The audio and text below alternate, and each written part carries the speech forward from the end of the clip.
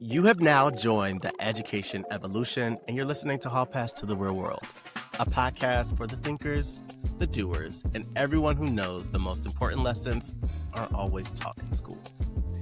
I'm your host, Mr. Jihad, and this is a space where we connect the dots between what's happening in the real world, politics, the policy, the culture, and what's happening in our schools, our communities, and ultimately, our lives. Now, depending on when you're tuning in and if you're even listening to the news anymore, there's probably one phrase flooding your timeline yet again: government shutdown. It might sound like some just Washington drama, but here's the truth. When the government shuts down, y'all, the classroom does not. It keeps going, just with less funding, less stability, and a whole lot more uncertainty. Today, we're going to go ahead and unpack what a government shutdown really is, how we even got here, and what it means across the education continuum from early childhood to higher ed. Because when Congress stalls, classrooms don't stop, but they definitely suffer. So let's go ahead and take it from the top. A government shutdown happens when Congress can't agree on how to fund the federal government before the fiscal year ends. No funding bill means no legal authority for agencies to spend the money, so things stop. Before that point, Congress can pass what they call a continuing resolution, or CR for short. Think of a CR like asking your teacher for an extension on a late assignment. It keeps the lights on while you finish that work. But when lawmakers can't even agree on that extension, the government literally runs out of the authority to spend. So federal employees are divided into two groups: essential workers, so these are the folks like TSA agents, air traffic controllers, or border patrol, who still have to show up, but often without pay. And then there's non-essential workers, like most employees at the Department of Education, who get furloughed until funding resumes. In past shutdown plans, around 87% of education department staff were furloughed. It means the people who process the grants, the folks who are reviewing the civil rights complaints and monitoring compliance and supporting schools across the country are now out of office. And here's another layer most people don't even realize. Education programs fall into two broad funding categories. There's discretionary funding, which must be renewed each year. Those are the first to freeze. And then there's mandatory or carryover funding, which can continue temporarily. So that's like the Pell Grants and some federal student loans. So yes, some aid programs keep running in theory, but almost everything around them, the customer service, the oversight, the investigations, and new grant awards, those pause. And even when things don't stop outright, it starts a process of delay and backlogs, and these pile up fast. So let's go ahead and switch gears a little bit because I want to highlight the significance of closing the third quarter and beginning the fourth quarter of this calendar year. So this particular shutdown hits at a terrible time. I know most of y'all have probably been out of school for a minute, but I know y'all saw those back to school sales happening. And yes, it's the start of the school year. So that means that districts and state agencies are still finalizing those budgets. They're already onboarding teachers and even trying to launch their school improvement plans for the year. Many of those plans are backed by what you call Title I funding. And this is the federal program that supports schools serving low-income communities. Right now, several states and local education agencies were preparing to roll out new literacy interventions, tutoring programs, and strategies that were going to aim to address chronic absenteeism. Those funds were meant to hit this fall, but because federal disbursements and approvals stalled during a shutdown, many of those plans are now frozen. Instead of moving from strategy to implementation, school leaders are sitting on paused budgets, unfinished contracts, and delayed start dates, hoping Congress acts before more time passes by. This is serious. Now, we know folks love to throw out the phrase, we have to do what's best for students. We have to do what's best for kids. So let's discuss the impacts on students. Let's go to the very beginning of the pipelines. Let's start with early childhood education. So programs like Head Start and the Child Care and Development Block Grant, or CCDBG, rely heavily on federal funding to keep centers open and affordable for families. When those dollars stop, local providers are forced to make impossible choices. Are we going to reduce our hours? Are we going to delay payments to our employees?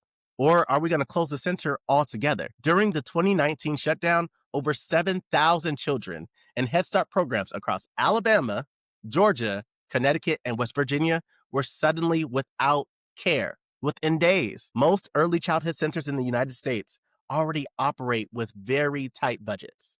And compared to other high income countries, our investment in early learning is shockingly low. So when Congress can't agree, the cost lands on 3 and 4-year-olds who lose critical learning time. Early childhood access was fragile before, y'all. Shutdowns make it even harder for kids to get the strong start every child deserves. All right, picture this. The first month of school is barely over. Teachers are just settling into their routine. Students are finally finding their rhythm. And then, boom, the funding freezes. Suddenly, districts are emailing principals about holding off on after school activities or intervention tutors. Here's where it really gets messy: the K through 12 space. Schools don't have the ability to just shut down when Congress does. Kids still show up, the lights still need to be on, the buses still have to run. But the truth is, those things only keep moving because of federal funding. That's supposed to be consistent. Whether it's Title I, IDEA, any type of impact aid, when that money stalls, schools start juggling priorities very quickly. Some districts can float a few weeks on reserves, but low wealth districts or those dependent on federal reimbursements feel the hit fast. Civil rights enforcement is another silent casualty. The Department of Education's Office for Civil Rights, it usually investigates discrimination cases, those special education violations, and even equity complaints. And during a shutdown, those pause and the accountability gap widens even further. Schools that rely on federal oversight suddenly have no referee on the field. Then there's the issue of one-to-one aides, the paraprofessionals who work directly with students who have disabilities, behavioral needs, and varying learning abilities. Many of these roles are funded through IDEA or Title I dollars. When those funds freeze, schools have to get creative. They have to reassign their aides, they have to cut their hours, or pull from general funds to cover short-term gaps. But not every district has that flexibility. For the students who depend on these aids for mobility or maybe even for communication or emotional support, even a brief disruption can be life altering. I think about a time in which I was in the classroom and I had a student who had a dedicated aide. And that dedicated aide became so impactful, A, for the student, but to the classroom community as a whole. And that shift, that dedicated aide not being there, that paraprofessional not being there, shifts the way that I'm even able to engage with the remaining folks in my class. So here's the hard truth. Depending on which administration is in power, some of those furloughed positions don't always come back.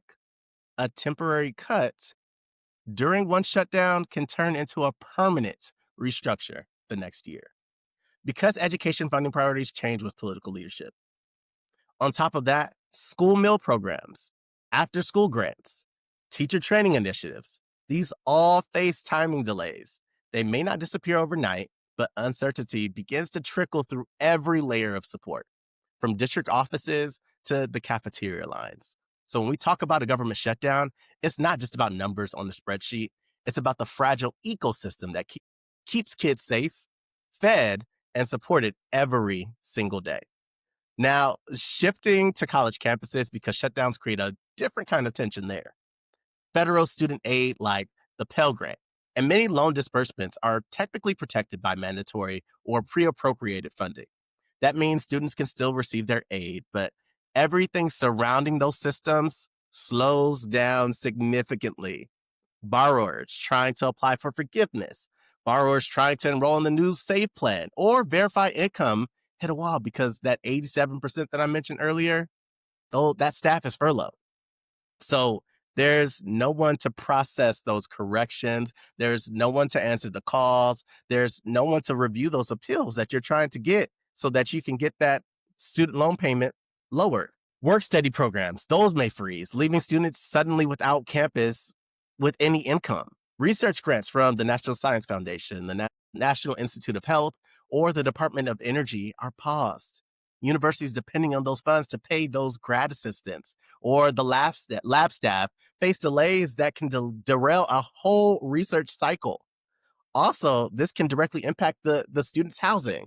or ensuring that they are even able to pay for food from day to day.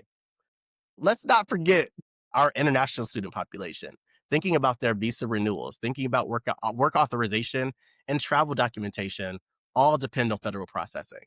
So shutdowns can throw that entire system off balance, leaving students in limbo. So no, universities will not collapse overnight, but the friction begins to add up. It creates delays, confusion, and lots of uncertainty. Shutdowns shift our fragile education system through the kind of hidden friction that accumulates over time. When most people think government shutdown, they picture airport chaos and TSA lines.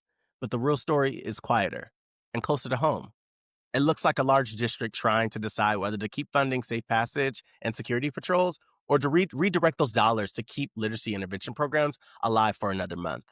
A Head Start parent getting a text that their child center is operating day to day until federal reimbursements come through, meaning childcare, work schedules, and income all hang in the balance. A high school senior refreshing their FAFSA portal for the 10th time, worried that a delayed verification could cost them their financial aid package, meaning, will they even be able to go to college? A special education coordinator trying to reschedule IEP evaluations because the federally contracted evaluator hasn't been paid. None of that makes headlines, but that's what a shutdown really looks like across America's schools. Uncertainty. It's the cafeteria manager checking if meal reimbursements will post this week, the after-school director calling partners to ask if funding can stretch another 2 pay cycles, the college student hoping their aid hits before rent is due. These are the kinds of quiet disruptions that chip away at the trust in the system, especially in the very communities that we rely on it the most. So what does this tell us? That shutdowns usually break education overnight? No, they don't, but they slowly erode it. Through uncertainty, backlogs, and a lot of delay in progress, each time this cycle repeats, the inequities widen even further because schools with less cushion feel every dollar, every delay, every pause. And each time, educators learn how to adapt, families learn how to adjust, and we just move on. But at the cost of trust and the momentum of so much. If education is supposed to be the great equalizer, then consistency should not be non-negotiable. Shutdowns remind us that education isn't just local. It's federal, political, and deeply human. They show how fragile our education ecosystem really is, how a vote on the Hill can decide whether a student gets their aid, a district launches its tutoring program, or a grad student gets paid. The fact that a child's access to learning, to care, or support depends on whether Congress passes a bill, that's the real crisis. So here's your Hall Pass today. Don't just watch the shutdown headlines. Understand what's behind them. Ask who's losing service, who's losing time, and who's quietly keeping classrooms running in the background. Because every shutdown teaches some type of civic lesson, one we can't afford to keep repeating. So that's where we'll leave it for now, because clearly this conversation is much, much bigger than budgets. It's about priorities, people, and the promises we make to students when we say education matters. But the thing is, what are you taking away from this conversation?